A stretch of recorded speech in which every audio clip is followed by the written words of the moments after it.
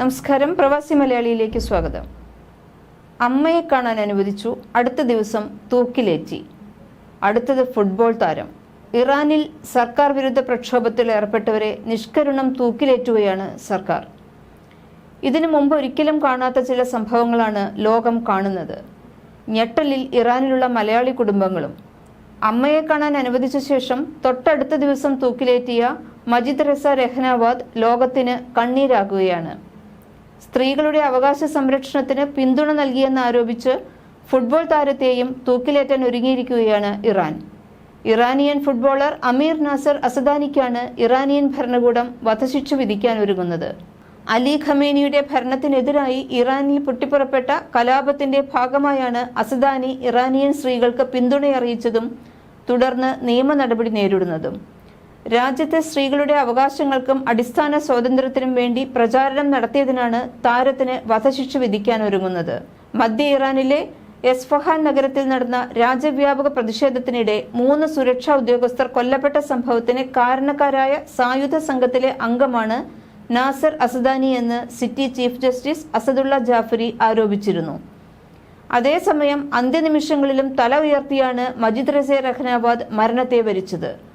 സർക്കാർ വിരുദ്ധ പ്രക്ഷോഭവുമായി ബന്ധപ്പെട്ട് തൂക്കിലേറ്റപ്പെട്ട മജിദ് റസ രഹ്നാവാദിന്റെ അന്ത്യാഭിലാഷമായി പറഞ്ഞ കാര്യങ്ങൾ ഉൾപ്പെടുന്ന വീഡിയോ ആണ് സമൂഹ മാധ്യമങ്ങളിൽ നിറയുന്നത്. തൂക്കിലേറ്റുന്നതിന് തൊട്ടു മുൻപ് ചിത്രീകരിച്ച വീഡിയോയാണ് ഇപ്പോൾ പുറത്തു വന്നിരിക്കുന്നത്. മഷ്ഹാദ് നഗരത്തിൽ തിങ്കളാഴ്ചയാണ് രഹ്നാവാദിനെ തൂക്കിലേറ്റിയത്. മുഖം മൂടി ധരിച്ച 2 കാവൽക്കാർക്കൊപ്പം കണ്ണുകെട്ടിയാണ് വീഡിയോയിൽ രഹ്നാവാദ് സംസാരിക്കുന്നത്. ആരും തന്റെ മരണത്തിൽ വിലപിക്കരുതെന്നും രഹ്നാവാദ് വീഡിയോയിൽ ആവശ്യപ്പെടുന്നു. തന്റെ ശവകുടീരത്തിന് മുന്നിൽ ഖുർആൻ വായിക്കുകയോ പ്രാർത്ഥിക്കുകയോ ചെയ്യരുതെന്ന് രഹ്നാവാദ് ആവശ്യപ്പെടുന്നുണ്ട്. എന്റെ മരണത്തിൽ ആരും വിലപിക്കരുത്. ശവകുടീരത്തിന് മുന്നിൽ ഖുർആൻ വായിക്കുകയോ പ്രാർത്ഥിക്കുകയോ ചെയ്യരുത്. ആഘോഷം മതി. ആഘോഷ ഗീതങ്ങളും മുഴങ്ങണം, വീഡിയോയിൽ പറയുന്നു.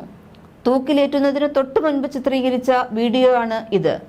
മരണത്തിന് തൊട്ടു മുൻപും സധൈര്യം സംസാരിക്കുന്ന രഹ്നാവാദിന്റെ വീഡിയോ മനുഷ്യാവകാശ പ്രവർത്തകയും ബെൽജിയൻ പാർലമെന്റ് എംപിയുമായ ധരിയ സഫായിയാണ് ട്വീറ്റ് ചെയ്തത്. സർക്കാർ വിരുദ്ധ പ്രക്ഷോഭത്തിനിടെ 2 സുരക്ഷാ ഭടന്മാരെ കുത്തിക്കൊല്ലുകയും 4 പേരെ പരിക്കേൽപ്പിക്കുകയും ചെയ്തെന്ന കുറ്റം ചുമത്തിയാണ് രഹ്നാവാദിനെ ഇറാൻ സർക്കാർ തൂക്കിലേറ്റിയത്. വധശിക്ഷ വിധിച്ച ദിവസങ്ങൾക്കകം തന്നെയാണ് ശിക്ഷ നടപ്പാക്കിയതും. രഹ്നാവാദിനെ തൂക്കിക്കൊന്ന ശേഷമാണ് അദ്ദേഹത്തിന്റെ കുടുംബത്തെ പോലും അധികൃതർ വിവരം അറിയിച്ചതെന്നും ആക്ഷേപമുണ്ട്.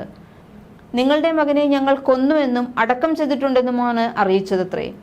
രക്ഷാഭടന്മാരെ ആക്രമിച്ചുവെന്ന കുറ്റം ചുമത്തി പ്രക്ഷോഭത്തിൽ പങ്കെടുത്ത മറ്റൊരു യുവാവിനെയും ദിവസങ്ങൾക്ക് മുൻപ് സർക്കാർ തൂക്കിക്കൊന്നിരുന്നു. അതിനുശേഷമാണ് ഇപ്പോൾ ഫുട്ബോൾ താരത്തെയും തൂക്കിലേറ്റാൻ ഒരുങ്ങിയിരിക്കുന്നത്. 3 സുരക്ഷാ ഉദ്യോഗസ്ഥർ കൊല്ലപ്പെട്ട സംഭവത്തിൽ കുറ്റക്കാരനെന്ന് ആരോപിക്കുന്ന ഫുട്ബോൾ താരം അമീർ നാസർ അസദാനി സംഭവ സ്ഥലത്ത് പക്ഷേ ഉണ്ടായിരുന്നതുപോലുമില്ല. നവംബർ 27 മുതൽ നാസർ അസദാനിയും കസ്റ്റഡിയിലാണ്. 1996 നാസർ അസദാനിയുടെ ജനനം. സെഫാൻ ഇസ്ഫാൻ ക്ലബിനു വേണ്ടി ബൂട്ടണിഞ്ഞുകൊണ്ടായിരുന്നു താരത്തിന്റെ തുടക്കം. 2015 ട്രാക്ടർ ക്ലബിലേക്ക് ചേക്കേറിയ താരം റഹാഖാൻ, ഗോൾ ട്രൈഖാൻ എന്നിവയ്ക്കായും കളിച്ചിട്ടുണ്ട്. ഇറാന്റെ ശിക്ഷാ നിയമം അനുസരിച്ച് പ്രതി തോക്കുപയോഗിച്ചതായി തെളിഞ്ഞാൽ വധശിക്ഷയ്ക്ക് വിധേയനാകാം. അല്ലാത്തപക്ഷം തടവിന് ശിക്ഷിക്കപ്പെടും. ഇസ്ലാമിക് റിപ്പബ്ലിക്കിന്റെ ജുഡീഷ്യൽ സംവിധാനമായ മൊഹറേബ പ്രകാരമാണ് താരത്തെ തൂക്കിലേറ്റാൻ പദ്ധതിയിടുന്നതത്രേ. പൊതുസ്ഥലങ്ങളിൽ തലമറയ്ക്കണമെന്ന നിയമം അനുസരിക്കാത്തതിനെ തുടർന്ന് സുരക്ഷാ സേന കൊലപ്പെടുത്തിയ 22-കാരിയ മഹ്സ അമീനിയുടെ മരണത്തോടെയാണ് ഇറാനിൽ സർക്കാരിനെതിരായ പ്രക്ഷോഭം ആരംഭിച്ചത്. സർക്കാർ വിരുദ്ധ പ്രക്ഷോഭങ്ങൾക്ക് പിന്തുണയറിയിച്ച് ഇംഗ്ലണ്ടിനെതിരായ മത്സരത്തിൽ ഇറാൻ ഫുട്ബോൾ താരങ്ങൾ ദേശീയഗാനം ആലപിക്കാതെ പ്രതിഷേധിച്ചിരുന്നു. എന്നാൽ ലോകകപ്പ് വേദിയിൽ രാജ്യത്തിനെതിരായി പ്രതിഷേധിച്ചാൽ കുടുംബാംഗങ്ങളെ ഉൾപ്പെടെ ജയിലിൽ അടയ്ക്കുമെന്നും ഭരണകൂടം താരങ്ങളെ ഭീഷണിപ്പെടുത്തിയിരുന്നു. ടെഹ്റാനിലെ ഖാസിൻ നഗരത്തിൽ കഴിഞ്ഞ മാസം അറസ്റ്റ് ചെയ്ത മുഹമ്മദ് നാസിരിയെയും വധശിക്ഷയ്ക്ക് വിധിച്ചിരിക്കുകയാണ്.